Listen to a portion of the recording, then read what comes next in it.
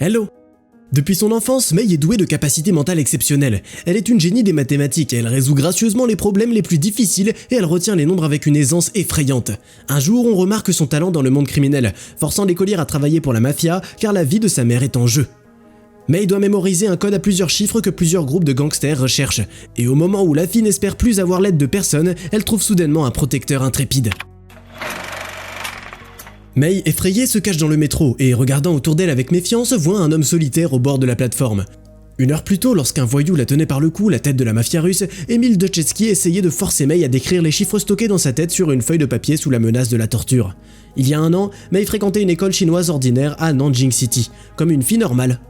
Elle se distingue parmi ses pairs grâce à ses capacités exceptionnelles en mathématiques qui dépassent clairement même les connaissances de son professeur.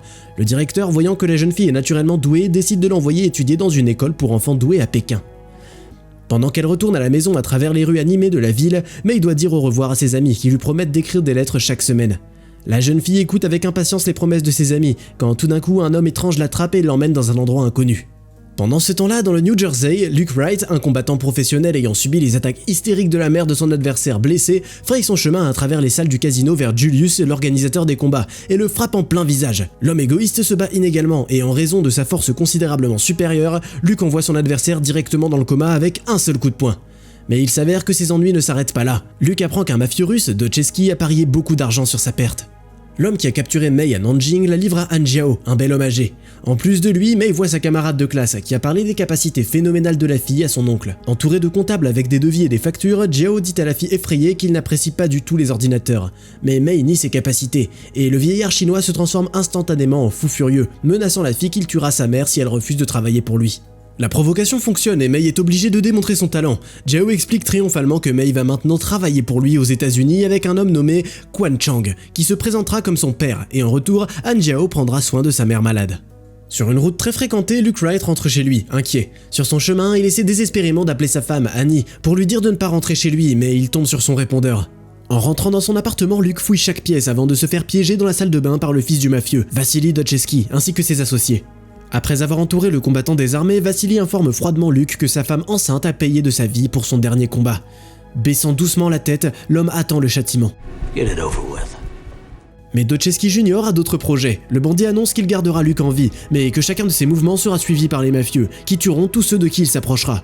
Si Luke veut mourir, il devra se suicider. Sans broncher un muscle et rempli de rage, Wright écoute cet affront. À New York, le capitaine de la police corrompu Wolf rencontre Quan Chang qui est arrivé récemment. L'homme lui donne un faux passeport pour Mei et en retour, il a une part plus grande dans les affaires criminelles de Chang.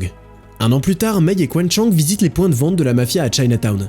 La fille calcule sans aucun mal les profits des établissements, et ils apprennent que le casino est à perte, étonnamment. Cette même nuit, le gérant du casino est brutalement battu et tué, et l'impitoyable Wang force la petite Mei à regarder. Luke Wright, quant à lui, est toujours vivant, bien qu'il soit parfaitement misérable. L'ancien combattant célèbre vit dans un squat, travaille à temps partiel en tant qu'éboueur, contrebandier avec des parias sociaux répugnants. Au milieu de la nuit, alors que Quan Chang dort insouciamment dans une chaise devant la télé, Mei est soudainement réveillée par une femme nommée Ling. Elle murmure à la fille qu'elle a secrètement entendu une conversation entre les patrons, dont elle a appris la triste nouvelle. La mère malade de la fille est décédée à l'hôpital il y a 2 semaines. Éclatant en larmes, la courageuse Mei promet à Ling de ne parler à personne de ce qu'elle a appris. Han Jiao lui-même arrive à New York. Quand il rencontre la talentueuse Mei, l'homme place une feuille de papier remplie de chiffres devant la jeune fille avant de lui demander de les mémoriser précisément. Un coup d'œil suffit à la fille pour mémoriser tous les chiffres. Après avoir stocké les données dans la mémoire de Mei, le bandit brûle la feuille avec un sourire suffisant. Luke Wright, quant à lui, se retrouve dans une bagarre au magasin. À la caisse, il n'arrive pas à payer parce qu'un sans-abri lui a volé son argent de sa poche.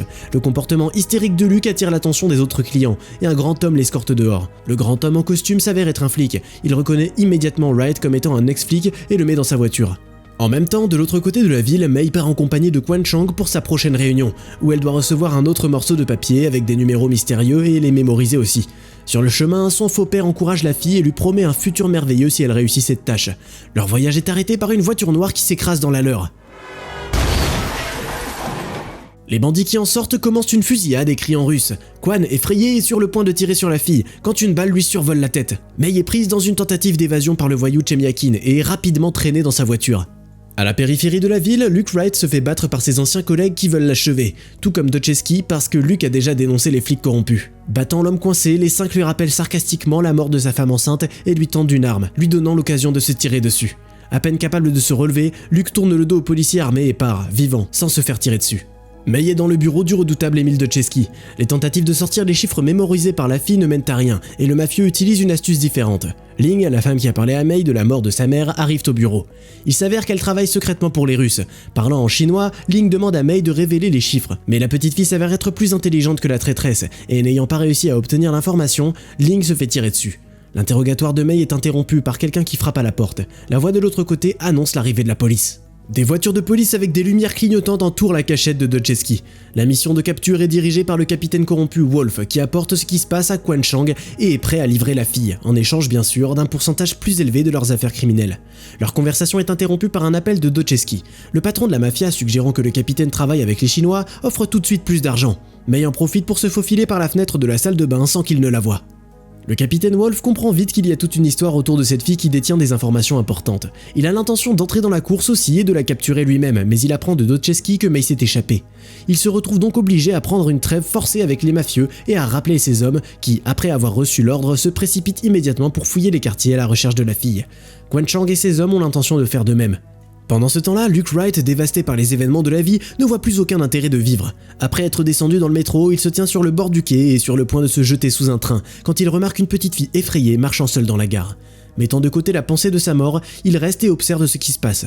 Des bandits dirigés par Chemyakin passent et Luke réalise que la fille est en danger et que c'est elle qu'il cherche.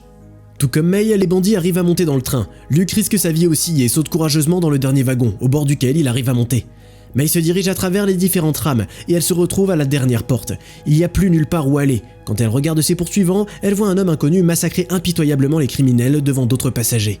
Après avoir vaincu le gang de Dutchesky, Luke s'approche prudemment de May, mais la jeune fille méfiante s'échappe dans la foule, glissant à travers les portes ouvertes du wagon. Wright parvient à la rattraper à une intersection, où deux policiers essaient déjà de mettre la fugitive dans une voiture. Les autres poursuivants se présentent, et esquivant les balles, Luke essaie de s'éloigner d'eux dans une voiture.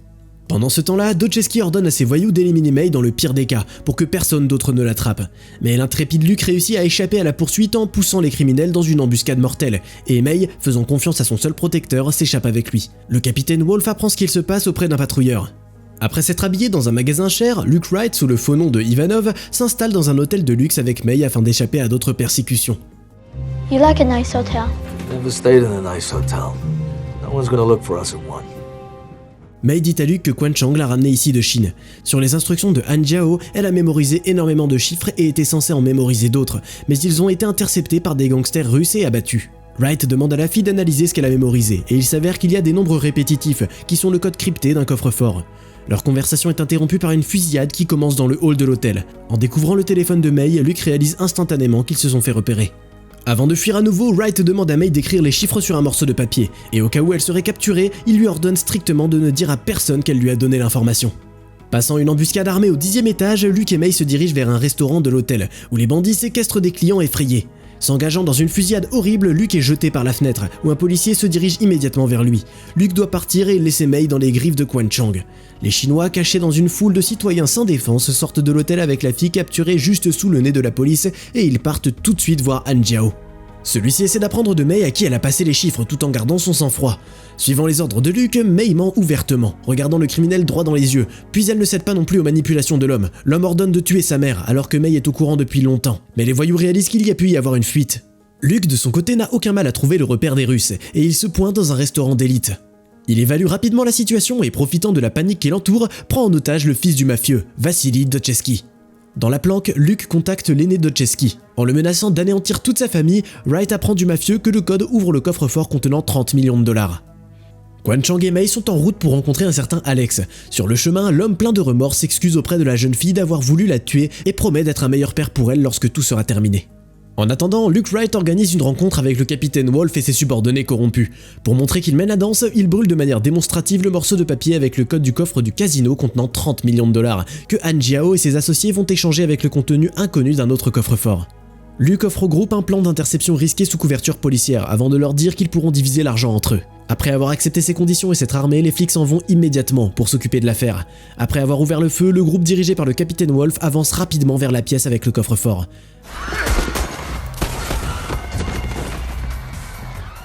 Han Jiao apprend immédiatement la nouvelle du vol.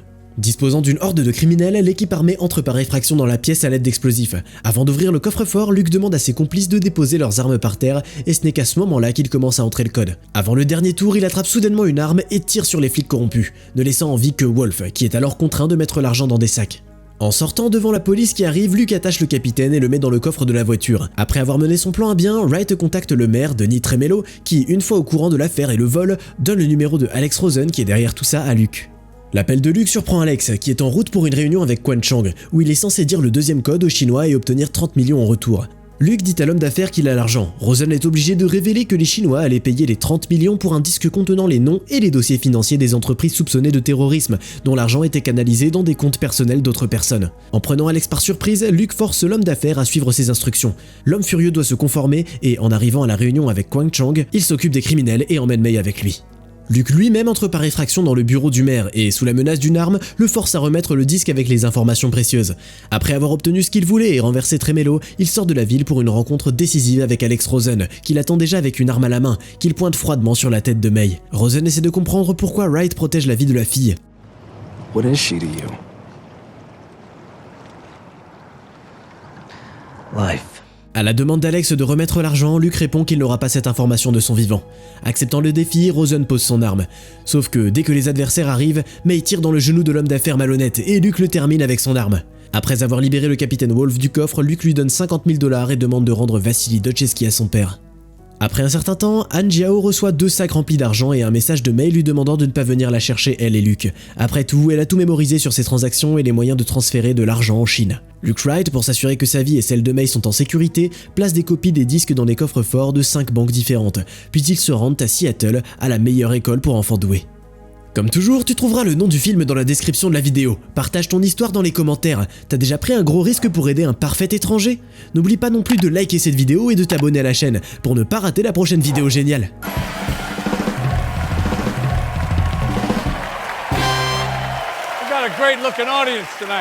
La chaîne Popcorn Sucré a un format ultra pratique qui t'attend. Des courts récits de films allant des films d'auteur aux blockbusters hollywoodiens. Viens récupérer ton pass illimité en cliquant sur le bouton abonner.